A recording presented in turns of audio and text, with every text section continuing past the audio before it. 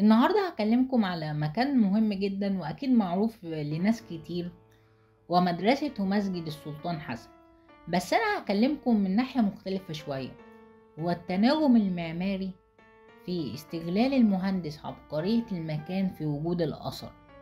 تعالوا نشوف الكلام ده مع بعض. بس طبعا قبل ما نعرف الكلام ده لازم أديكم نبذة الأول بسيطة جدا على المكان. طبعا المكان بيخص السلطان الملك حسن ابن الناصر بن محمد بن قلاوون من سلاطين دولة المماليك البحرية. هو مسك الحكم مرتين. المكان اللي احنا فيه ده كان سوق الخيل، يعني كان سوق للخيل، وكان في قصر مبني مكان مدرسة السلطان حسن، كان يخص واحد من نائب الشام اسمه يلبغة البحباوي. السلطان الملك حسن خد منه المكان، اشتراه منه يعني، وبدأ يبني المدرسة بتاعته اللي بتتميز بالفخامة والضخامة بشكل كبير جدا. ومعلومة بقى مهمة، وهما كانوا وضعوا حجر الأساس أو بيحفروا الوضع حجر الأساس وبيبنوا، وجدوا زي في الرمل كده مرسى لمركب قديم، يعني زي حفاير أو حاجات موجودة.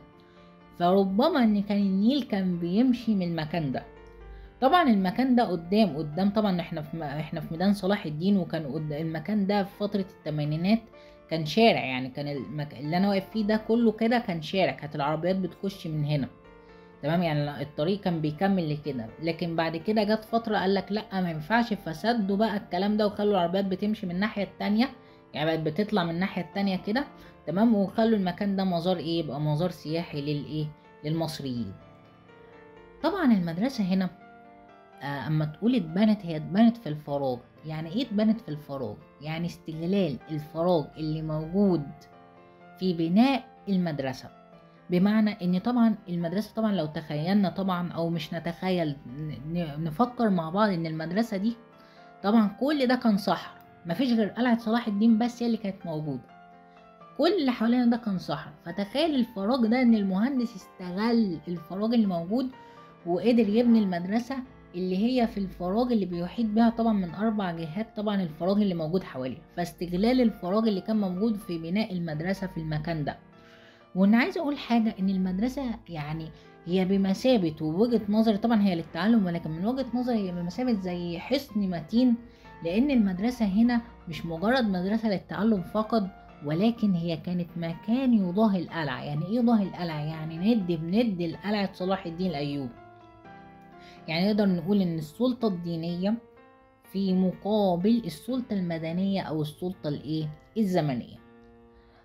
طبعا السلطان الملك حسن هو ما كملش المدرسة لانه مات في معركة ومنعرفش جثته فين، فكملها واحد اسمه بشير اغا الجميدار، وعمل فيها بعض التكميلات البسيطة، وافتتحت سنة 762 ايه هجرية.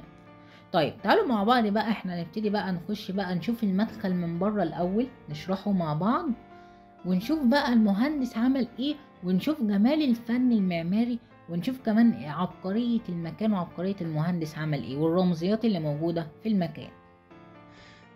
طيب احنا هنا في المدخل. المدخل بقى زي ما انتم شايفين كده من أفخم وأضخم المداخل في العمارة الإسلامية. أول حاجة نبتدي بيها السلام. السلام لو بصينا على إيد الشمال عددهم 12، على إيد اليمين 14، يعني هنا أكبر من هنا. طب ليه؟ لأن هنا علشان الأرض طبعا كانت مرتفعة، لأن دي زي جبال كده، جبال مقطم، فبالتالي كانت مرتفعة شوية، فاضطر يبني هنا وهنا. لكن انا من وجهة نظري ان بايحاء، لو وقفنا وبصينا اكتر، ان كأن ايحاء عدد السلالم هنا زي عدد السلالم هنا، يعني 12 و12، يعني في سيمترية البناء. وده لو بصينا له هنبص له اصلا في المدخل. يعني بص، لو بصينا هنا في سيمترية بناء، في سيمترية بناء موجودة هنا، وفي سيمترية بناء موجودة هنا، في سيمترية بناء هنا، في سيمترية بناء. فبالتالي لا، يعني هو عشان الطبيعة، لكن إيحاء بالإيحاء، ولو وقفت على بعد هتلاقي لا، إن عدد السلالم هنا كأنه زي عدد السلالم التاني، 12 و12. طب رمزية عدد 12 ايه؟ ربما 12 ساعة بالليل و12 ساعة بالنهار. ولكن في رأي تاني ممكن نقوله، وده من وجهة نظري، ان هنا خاص بالتصوف، خاصة ان المماليك كان عندهم التصوف كان عالي شوية، وخاصة ان هم كانوا بيبنوا الخنقوات، وانا اتكلمت على الموضوع ده، موضوع الخنقات. فالتصوف ده خاص بحاجة اسمها نقباء أقطاب الأمة، اللي هم زي نوع من أولياء الله الصالحين المختارين من الله، فبالتالي 12 و12 هي رمزية ليهم. طيب دي أول حاجة بقى، أول حاجة اللي هو السلالم. طب تعالوا بقى نقدم شوية كده، هنبتدي من تحت بعد كده نبتدي نطلع فوق ونشوف بقى الفكر المعماري ايه. أول حاجة عندنا التدرج ومفهوم التدرج. يعني ايه التدرج؟ يعني عايز يقول لك هنا، بصوا بقى المهندس والذكاء بتاعه عايز يفهمك حاجة مهمة. يقول لك انا ان اي شيء او وجود الشيء بيبقى يبدأ بالتدرج، بعد كده يبتدي يوصل للمرحلة بتاعته القوية لحد ما يوصل للذروة بتاعته وقوته. فهنا عامل التدرج في البناء المعماري. طب ازاي؟ شايفين هنا دي الزخرفة اللي عاملة زي شكل الكمثرى ده، اللي هي ثمرة الكمثرى ده هنا. اسمها دلايات، تمام، او زخرفة موجودة هنا. في بقى مفهوم التدرج. يعني لو بصينا للجانب ده هنلاحظ، ولو قربنا اكتر واكتر هنلاحظ ان هنا في نوع خفيف جدا من تدرج الزخارف اللي موجودة فيها. يعني هنلاحظ هنا ان الزخارف هنا خفيفة، تمام. نعكس الناحية التانية لان في سيمترية هنا، تمام. هنلاقي الزخارف بدأت تزيد شوية صغيرة، بدأت تزيد ايه شوية صغيرة. طيب جنبها لو عكسنا وجينا هنا هنلاقي ان الزخارف هنا بدأت تزيد قوي، بدأت تبقى قوية. طب الناحية التانية اللي تقابلها اهي بدأت تبقى بقوة، او بدأت هنا تبقى بقوة شوية، وبدأت هنا تطلع اكتر واكتر. فبالتالي هنا في التدرج، وده في الفكر الايه، في فكر البناء، او خاصة اللي بيخدم العقيدة والبناء. يعني شوف المهندس عمل ايه والفكر بتاعه ما سبكش كده وخلاص، لا بيوريك التدرج اللي موجود، تمام. فهنا التدرج في الشكل ده. وفي حاجة بقى، ان نلاحظ ان الزخارف اللي جوه اصلا اللي شكل الكمثرى ده، نلاحظ اللي هي مش واخده شكل مستقيم، يعني واخده الشكل الايه، واخده الشكل الايه الدائري، يعني واخده نوع حلزوني او شكل دائري. لان لو هي شكل مستقيم، فبالتالي هي هيتعمل لها خط، فالخط ليه بدايه وليه نهايه. يعني لو انا عملت خط مستقيم، فبالتالي انا بعمل لك بدايه ونهايه، يعني انا عارف ايه، بس انا النهايه بتاعتي مجهوله. يعني ايه مجهوله؟ يعني انا مش عارف انا هوصل لفين، بس هتعرف ان في نهايه. لكن وجود الشكل اللي هو المدور، الشكل الدائري اللي جوه في الزخارف ده، بيقول لك لا، بيقول لك ان في بداية، وان في حركة مستمرة، وتيجي مرة تانية او تعود كما كنت في الاول. فبالتالي طبقا الآية القرآنية، لقد جئتمونا فرادا كما خلقناكم اول مرة. شوف الآية القرآنية اتطبقت ازاي في الفكر هنا المعماري. فهنا اول حاجه يعني تخطفنا كده في فكر الايه المهندس وان ازاي عمل. طيب هنلاقي هنا برضو ان دي مكسله، طبعا مكسله جايه من الكسل او اللي بيقعدوا عليها، طبعا عارفين الكلام ده. لكن هنلاقي بقى الالوان بتاعتها واخده لون اسود وابيض، يعني مستطيل اهي، اللون الاسود واللون الابيض، اللي هو اللون طبعا اتكلمنا على الكلام ده، هو اصلا اسمه الابلق. الابلق اللي بيجمع ما بين اللونين، لون ابيض ولون اسود. ولكن ايه الرمزيه بقى الالوان؟ طبعا رمزيه الالوان لا ليها اختلاف. اللون الاسود واللون الابيض ربما بيشيل الليل والنهار، دي حاجه. في الايه القرانيه يوم تبيض وجوه وتسود وجوه، تمام.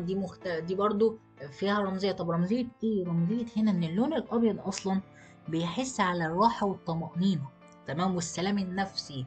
ده بالنسبه للفكر الرمزي للالوان. طب اللون الاسود لا، بيحس على الضلمه، بيحس على الكفر، فبيحس على الصراعات. فبالتالي كأن هنا وكأن هنا فكر معماري برضو تاني في البناء، صراع ما بين الهدوء والتأمل، أو الهدوء والسلام النفسي اللي موجود، ما بين وجود اللون الأسود اللي هو الضلمة أو الكفر أو إلى آخره.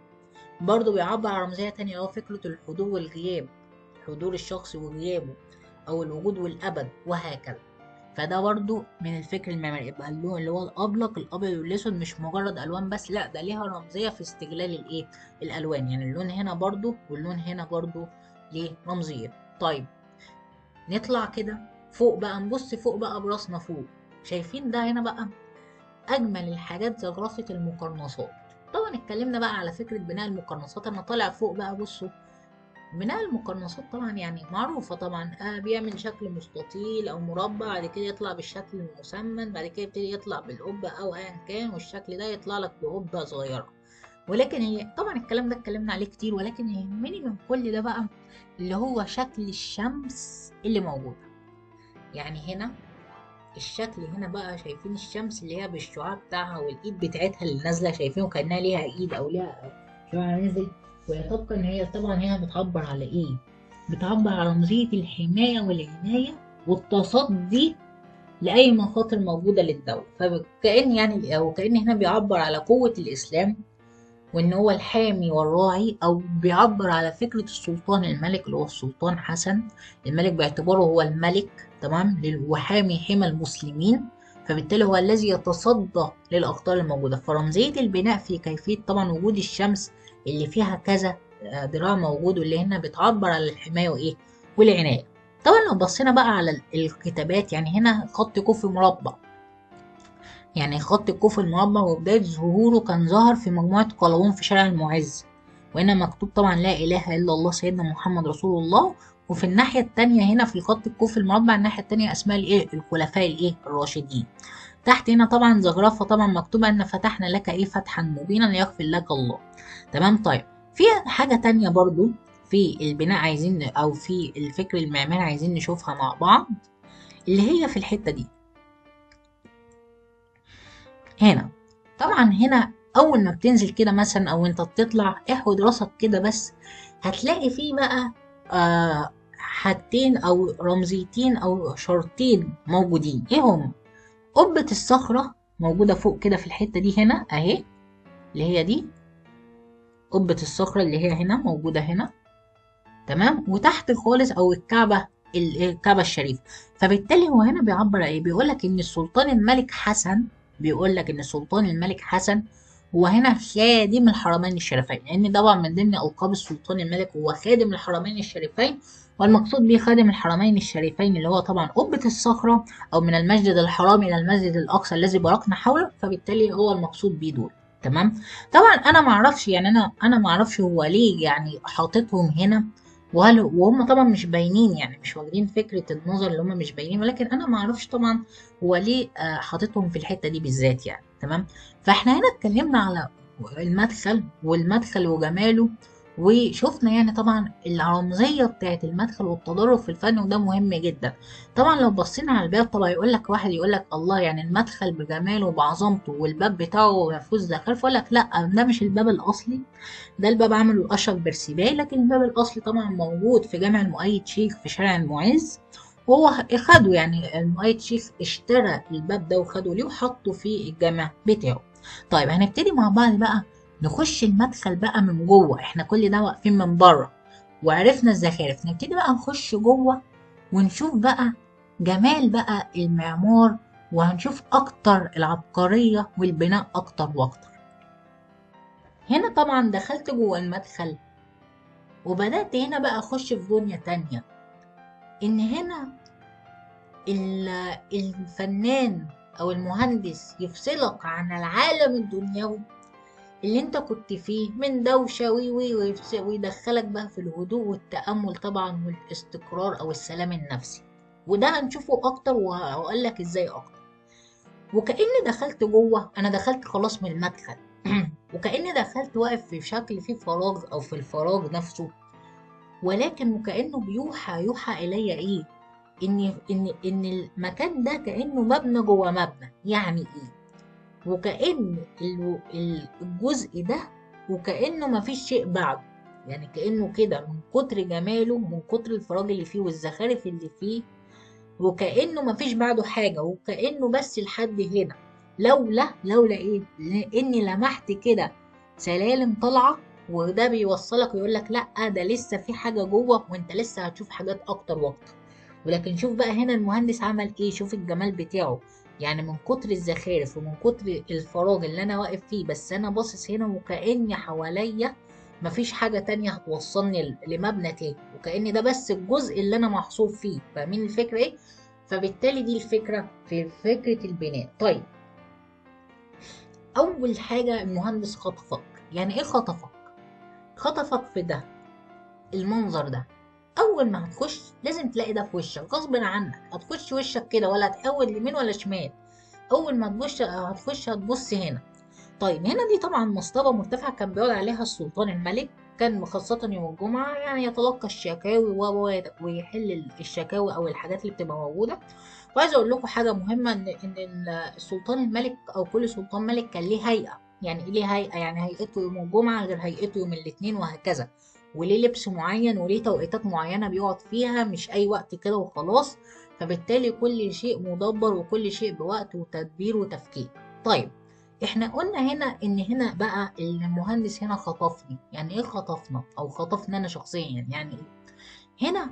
الزخرفة اللي موجودة هنا لو بصينا عليها هنلاحظ هنا زخرفة بقى منحوتة، شايفين النحت مفرغة فيها زخارف موجودة كتير، والزخارف دي ينبع منها أو موجود منها الأصلي اللي هو المركز، والمركز ده على شكل زهرة أو وردة. والوردة دي شايفينها اللي هي دي الوردة دي، ويتفرع منها فروع شتى. وكأن هنا المهندس عايز يقولك أو بيقولك إيه؟ يقولك خد بالك إن أي شيء أو إن لابد من وجود مركز لينبع منه شيء آخر. يعني ان لا ينطلق شيء الا بوجود الايه، الا بوجود مركز. فبالتالي من خلال ده او من خلال الشكل ده هو خطفك وبيفهمك. شوف بقى هو ازاي بيلهيك. هو هنا غصب عنه هيفصلك، يعني قال لك انا كده كده غصب عنك هفصلك عن العالم اللي انت كنت فيه بره الدوشه ودخلتك بقى اول حاجه بتجذب عينك الكلام ده.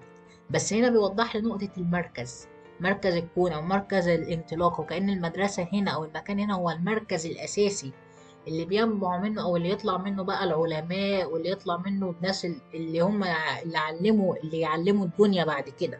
شايفين الفكر ايه؟ او قد يكون هنا المركز هنا هو السلطان الملك اللي هو الحامي الحمى، ويتفرع منه بقى المسؤولين وهكذا. ففي كذا فكرة موجود. طيب دي حاجة. طب لو بصينا فوق، فوق بقى الجمال كله طبعا المقرنصات الى اخره والكلام الجميل ده، بس الشبابيك الملونة، الزجاج الملون اللي بتدي لك تجليات، اللي بتدي لك هدوء نفسي وسلام نفسي والوان في المكان. وكأن برضو يقول لك المهندس غصب عن عينك انا هفصلك. يعني ايه هفصلك؟ هفصلك عن المكان اللي انت فيه برضو، اللي انت كنت بره وادخلك جوه. هتشوف الجمال ده. وهنا 8 شبابيك. طب ليه 8 شبابيك؟ هنا رمزية العدد 8، 8 أبواب الجنة. ويحمل عرش ربك فوقهم يومئذ ايه ثمانية. فبالتالي شوف تطبيق الآية القرآنية وشوف التطبيق. فهنا فكرة رمزية الايه العدد 8. احنا خلاص دخلنا المدخل، وكأن احنا قلنا تخيلنا ان مفيش شيء بعده، لكن بعد كده هنبتدي نطلع كده هنلاقي شوية سلالم، وهنبتدي نطلع ونخش بقى، ويبتدي يدخلك يقول لك لا خد بالك ده لسه في حاجات تانية جوه، خد بالك. وهنشوف مع بعض بقى، هنكمل ونشوف بقى باقي الجمال اللي موجود جوه. انا بقى كملت وزي ما قلت لكم وكأن ما كانش فيه شيء، بس السلالم اللي موجودة وهكذا لا ادتني ايحاء ان في، لا ان في جوه، وكملت. طيب هبتدي انا واقف فين هنا بقى؟ انا ببتدي ماشي وبكمل واحده واحده هنا، وكاني تحت منور هواء، وبنقول عليه في المصطلحات ملقف هوائي. مسؤول ايه؟ وظيفته ايه؟ واتكلمت عنه قبل كده في مدرسه برقوق، اللي هو يعمل لك ايه؟ يديك تيارات هواء واضاءه، وارتفاعه 52 متر. تمام. ومش ده بس اللي موجود في الاركان، يعني ده في ركن وموجود في كذا ركن تاني في مدرسه السلطان حسن، ولكن ده منه جزء اللي هو يديك الاضاءه وايه والتهويه اللي موجوده. عشان كده لو انت وقفت هنا فعلا هتلاقي تهويه كتير جدا في المكان ده. شايفين الفكر البناء، وشايفين الوظيفه الهندسيه او وظيفه البناء عامله ازاي. طيب ده من ناحيه الوظيفه بتاعته، يبقى يديك هواء واضاءه. تمام. طيب الناحيه المضمونه ايه او الرمزيه في ايه؟ اللي هو يعمل لك فتحه. هي هواء واضاءه تمام، بس ايه رمزيتها؟ برضو عايزين نعرف. في رمزية بقى، اللي هو ايه الرمزية؟ ان هو هنا بيقول لك انا بعمل لك علاقة. يعني ايه علاقة؟ علاقة ما بين البناء المحدود اللي هو مدرسة السلطان حسن، اللي هو المادة، البناء المحدود اللي هو الموجود في الفراغ، وما بين مين؟ وما بين الكون. شوفوا الفكر. بشوف الفكر المعماري. شوفوا المهندس عمل ايه. يقول لك انا عملت لك علاقة ما بين البناء المحدود وما بين الكون. او ممكن او يقول لك الكون طبعا ملهوش حدود، فشوف علاقة الربط ما بين الاتنين. تمام. او يقول لك لا انا بعمل لك علاقة ما بين الارض، ما انت واقف ما انت واقف على الارض، وما بين السماء، او علاقة ما بين ما بين العبد والرب. هشوف الفكر ايه. فالفكر ده في فكرة البناء من الناحية الرمزية من وجود الفتحة دي. تمام. طيب احنا طبعا لو هنكمل هنا بقى المدخل المنكسر، واتكلمنا عليه كتير جدا وقلنا المدخل المنكسر ايه. قلنا المدخل المنكسر ده علشان ايه؟ علشان طبعا الصوت، وعلشان طبعا والصوت والحجب الرؤية طبعا في الحمامات والكلام ده، لكن طبعا وظيفته هنا الصوت بشكل كبير. وطبعا طبعا الشكل بتاع المدخل المنكسر هنا واخد شكل مقبي. يعني ايه شكل مقبي؟ او شكل فيه نوع من زي ما نقول كده نص قبة، لان هنا عشان ما الهواء يخش يتوزع في اركان المكان بشكل كبير. دي من ناحية الايه الوظيفة. تمام. دي من الناحية الوظيفية بتاعة المدخل المنكسر. خلاص هو هنا انا بفصلك برضو، مصمم يفصلك عشان الصوت والدوشة اللي بره، بدخلك في حتة تانية خالص. طب من الناحية الرمزية او ايه المضمون اللي انا اعمل لك مدخل منكسر؟ احنا خلاص اتكلمنا كوظيفة. ايه المضمون؟ شوفوا بقى جمال المضمون ايه. المضمون هنا عايز المهندس يقول لك وكأنه المدخل المنكسر ده، المدخل ده ما انت هتخش كده على طول في شمال. تمام. وكأن المدخل المنكسر ده مهبل بتاع المرأة، مهبل طبعا بتاع الولادة. وكأن هنا بفارق حياة. يعني ايه بفارق حياة؟ يعني بفارق حياة تانية، اللي انا كان حياة الدوشة وحياة الزحمة، وداخل حياة تانية كأني بتولد من جديد، وكأني بوصل لحياة فيها بقى الاستقرار والسلام النفسي. شوفوا الفكر ايه. يبقى وكأن الإنسان نفسه بيوصل لحياة تانية فيها استقرار وسلام نفسي من خلال دخوله ناحية، طبعا ناحية دخوله في مكان تاني. فبالتالي طبعا هو كده كده هيرجع مرة تانية، ولكن هو بيوريك الفكر ايه اللي انا بدخلك في الميلاد من جديد او من ناحية تانية. طيب ده الفكر في بناء الايه المدخل المنكسر من ناحية رمزية. طبعا الباب، لو شايفين الباب اللي على اليمين ده كده، اللي هو الباب ده طبعا كانت مغسلة للموتى طبعا. لان كان للاسف كان في طبعا مرض الطاعون، كان طبعا يعني اصيب في ناس كتير جدا، وكان بيخرج في اليوم 20,000 جنازة. كانت حاجة صعبة جدا. طيب اللي على ايه لو قدمنا قدام شوية، شايفين في الناحية دي كده الحتة الصغيرة دي في باب كده صغير. طبعا احنا ما نعرفش ده ايه، بس كان في ناس تقولك ده مدخل سري او مخرج سري للسلطان عشان يهرب منه لو حصل اي حاجة. بس الكلام ده مش صح، لان لو باب سري مش هيبقى ظاهر. يعني انا لو ليا باب سري مش هينفع اظهره كده. مش كل من هب ودب رايح يبقى يعرف ان ده باب سري. فبالتالي ما يكونش باب سري يعني. تمام. طيب لو قدام بالظبط بقى في وشي بقى وانا طالع كده، ده اللي واخد طبعا المقصورة الخشبية دي بشكل خشبي، لو عديناها ده البيمارستان، اللي هي المستشفى بالبلدي طبعا. واتكلمنا طبعا عن بيمارستان لاني شرحت طبعا بيمارستان المؤيد شيك اللي موجود في سكة المحجر طبعا. واتكلمنا عن بيمارستان وكيفية علاج الامراض والكلام ده. طيب تعالوا مع بعض بقى احنا هنكمل. احنا طبعا داخلين مدخل منكسر، احنا على طول في شمال. هنبتدي بقى نخش بقى لناحية تانية خالص، ويبتدي بقى يوريك بقى الجمال المعماري اكتر واكتر.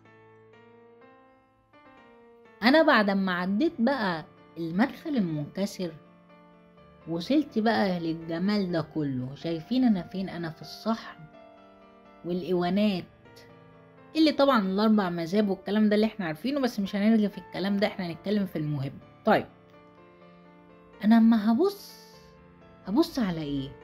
طبعا اول حاجة تلفت انتباهي فخامة وضخامة الايوان اللي اصلا معمول.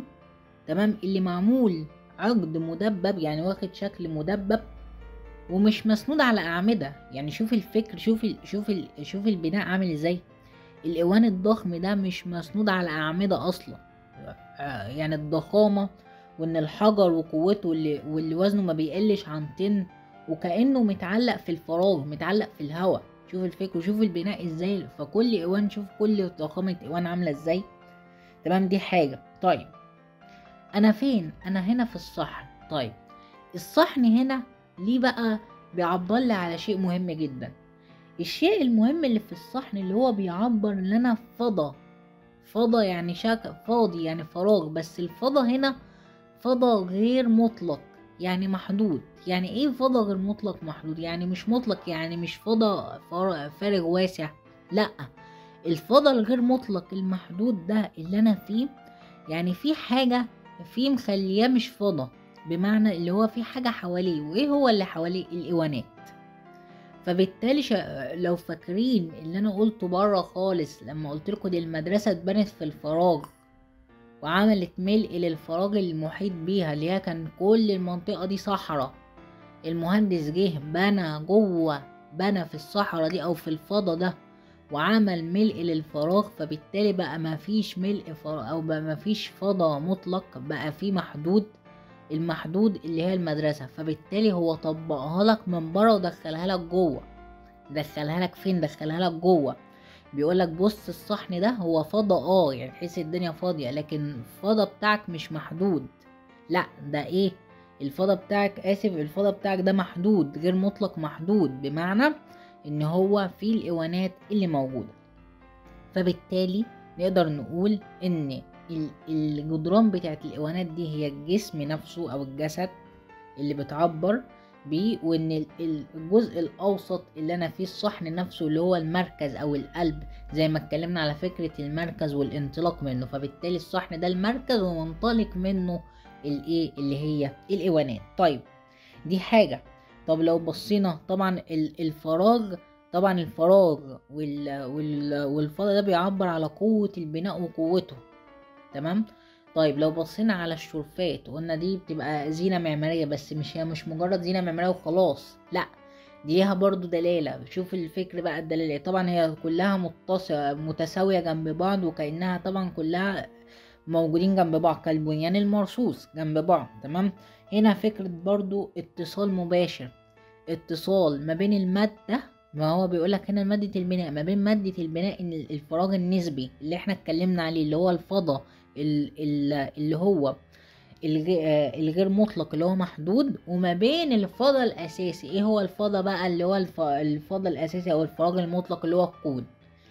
فالشرفات دي والعناق المتصل، وكأنها هنا بتعمل عناق او ترابط ما بين الاتصال النسبي ما بين الفراغ النسبي اللي هو هنا وما بين الفراغ المطلق اللي هو بره اللي هو الكون، في علاقة ربط زي ما اتكلمنا برضو من شوية. طيب انا هنا واقف طبعا ناحية الفسقية، طبعا اللي هي طبعا كانت تجديد وضوء، وبتعمل طبعا وبتطلع طبعا ونوع طبعا بتدي تهوية، وبيبقى فيها نوع من العطر بيبقى موجود في المكان وهكذا. ولكن هنا بيبقى مية. ليه المية؟ لان المية كل شيء، وجعلنا من الماء كل شيء حي. فبالتالي المركز او الاصل هنا موجود برضو المية. ونلاحظ برضو ان القبة على 8 اعمدة رخامية. خلاص فهمنا بقى. آية الكرسي مكتوب عليه، طبعا والقبة هنا علاقة ربط ما بين الارض والسماء، او ما بين العبد والرب. وكأن هنا بقى الفكر هنا ايه؟ انا عايز اقول لك من الاخر ايه؟ عايز اقول لك من الاخر خالص، من الاخر خالص بقى. وكأني هنا عايز اقول لك ان انا الانسان يحلق الى السماوات العليا من خلال التجرد بنفسه والوصول للربط بالعلاقة التانية، ما هي ما بين او العلاقة المربوطة ما بين العبد والرب. طيب احنا لو بصينا على الايوانات، كده من بره، وهنخش جوه دلوقتي في ايوان القبلة بالذات، لان ايوان القبلة مهم، هنلاقي فيه فراغ، هنلاقي فيه اصلا مفيش زخارف بمعنى اصح. يعني هنلاقي الدنيا خالص. يعني شوف المدرسة من بره ازاي الراجل شدنا وعمل لنا ايه ودخل ايه وحط ايه، وتيجي في الايوانات مفيش زخارف مهمة. لكن هنا في حاجة مهمة جدا اكتر ما يبقى فيه زخارف. هنا بيقول لك حاجة اسمها فكرة التجريد. يعني ايه التجريد؟ التجريد هو اطلاق الخيال بتاع الشخص، بمعنى انا ما عملتلكش الزخارف اللي موجودة عشان بطلق خيالك وبعمل لك نوع من التجرد. فالتجريد هنا بيعبر برضو على قوة البناء وشخصية البناء. تخيل يبقى قوة البناء وشخصية البناء من خلال التجريد. وعمل بس زخرفة بسيطة في ايوان القبلة. يعني احنا اهو نقرب عند ايوان القبلة، داخلين جوه اهو، دخلت ايوان القبلة الزخرفة البسيطة في ايه؟ اللي هو الشكل ده، الشريط الكتابي الخط الكوفي مكتوب عليه 5 آيات من سورة الفتح. فبالتالي هو عمل لك بس نوع كده من الزخارف الموجودة، لكن باقي هنا في يقولك ان هنا في تجريد، وهنا عشان ما يزعجش بصر الشخص نفسه بالزخارف الموجودة الكتير. فبالتالي هو تخفيف والبساطة في البناء يديك قوة البناء وشخصية البناء. تمام. طيب، فبالتالي هو زي ما احنا قلنا الايوانات مش موجودة على اعمدة. طبعا احنا عندنا دكة المبلغ طبعا واتكلمنا عنها كتير. طبعا المنبر الجميل، طبعا المنبر الجميل والاطباق النجمية اللي فيه. المدخل، الباب ده بيدخل، ده كان مدخل للخلاوي للطلبة او للمدرسة الحنفية، لان ده الايوان ده خاص بيه ايوان المذهب الحنفي. المحراب الجميل طبعا المزخرف بزخارف كتير جدا، واللي وجود فيه اسم لفظ الجلالة الله. ولو طلعت فوق شوية كأن في دايرتين دول كأنهم عينين، فالعينين دول بتعبر على كأن الله ينظر للشخص الذي يصلي ناحية المحراب أو التقرب إلى الله. فوجود الآية القرآنية إن الله يسمع ويرى. فبالتالي شوف برضو فكرة الرمزية وفكرة الوجود في المحراب. وطبعا عايز أقول حاجة، أنا لما تجاوزت أو أنا لما عديت الدهليز او المدخل المنكسر يعني، وكأني تجاوزت الحياة بقى ولحظة ميلاد حياة تانية، انا هنا بقى ببتدي استعد ان انا اوصل للناحية الابدية او الناحية الابدية المستمرة، واللي انا هخش هنا بقى للمركز نفسه اللي هو بقى الضريح نفسه او المدفن اللي فيه المفروض اللي كان فيه السلطان، بس مش هو طبعا، مش مدفون فيه مش مدفون فيه السلطان. تمام. طيب تعالوا بقى نخش نشوف بقى الجمال هنا، ونشوف برضو بعض الحاجات الجميلة اللي موجودة. دخلنا هنا طبعا المدفن طبعا الموجود هنا. الارتكاز هنا يقولك اين المركز بتاع وجود المدفن، يعني هنا المركز اللي موجود. تمام. طبعا مفيش حد مدفون، يعني انا لو اتكلمنا قبل كده ومفيش حد مدفون في تحت قبة المركز، بس هنا المركزية والمركز هنا بوصل الناحية الأبدية. آية الكرسي، الشمس طبعا خلاص اتكلمنا فكرة طبعا الحماية والعناية، وان السلطان الملك هو الحامي حمى المسلمين. كرسي المصحف اللي موجود هنا، اللي هنا طبعا معمول من خشب الأبانوس والعاج، وهنا بيجمع ما بين لونين، واللون الابيض واللون الاسود. شوف الجمال، والليل والنهار، بس الجمال كله بقى في تعانق او في ربط ما بين الليل والنهار. يعني شوف كأنه في تداخل، شوف التداخل والحركة الحيوية. شوف يعني شوف الفكر المعماري عامل ازاي. شوف اللون الاسود مع اللون يعني تداخل ده مع اللون ده. تخيل ان في تداخل ما بين ما بين الاسود والابيض. فبالتالي هو عمل تداخل، وكأن الليل والنهار متداخلين مع بعض. طبعا القبة دي وقعت واتجددت قبل كده طبعا. عايز اقول لكم ان طبعا مآذن مدرسة السلطان حسن هو كان المفروض يتبنى 4، بس هي موجود منهم 2 و2 طبعا سيمترية البناء، بس هو طبعا كان هيبنى 4 يعني. فانا واحدة التالتة دي وقعت على ايتام ماتوا، كانت في كتاب، فما بناش الرابعة، فاكتفى ان هما يبقوا 2 عشان في سيمترية. وكان طبعا الناحية دي يعني من ناحية القبة دي كان اصلا المأذنة هنا، يعني المأذنة في الجزء ده، الجزء اللي موجود. وده للأسف اللي كان المتمردين مثلا على السلطان الملك كانوا يطلعوا ويجزفوا القلعة من فوق، لذلك جه السلطان جاكمق وسد السلم بتاعت المأذنة عشان يمنع الكلام ده بعد كده. عايز اوريكم حاجة برضو من ضمن المذاهب. يعني طبعا احنا اتكلمنا بقى على المدرسة، واتكلمنا طبعا على المدرسة واللي بيحصل فيها ايه والجمال اللي فيها والتدريس والى اخره. واتكلمنا طبعا والكلام ده شرحته في مدرسة برقوق. تمام. بس كنت اوريكم حاجة قلتها قبل كده مهمة، كنت عايز اوريكم المدارس الفرعية. يعني ايه المدارس الفرعية؟ يعني طبعا المذاهب بتدرس هنا، فبالتالي في زي سكاشن او جزء فرع من المدرسة، وكأنه جزء متفرع من جزء. مش انا قلت لكم المركز الصحن؟ شوف بقى الجزء المتفرع من المركز. تمام. يعني لو دخلت هنا ده في المدرسة الحنفية. تمام. شوف بقى هنا بقى كأنه ايه جزء تاني منفصل خالص، بس متفرع منه على شكل مصغر فسقية. تمام. ايوان بقى خاص بايه، خاص بالمدرسة والتدريس المذهب الحنفي. تخيل. هنا بقى الغرف دي كلها كانت ايه، كانت خلاوي للطلبة طبعا، او الاوض الخاصة بالطلبة. ده كان موضوع حلقتنا النهاردة. يهمنا تعليقاتكم وارائكم، او لو في اي ملاحظات قولها لي في الفيديو طبعا. اشوفكم على خير في حلقة جديدة وموضوع جديد، والسلام عليكم ورحمة الله وبركاته.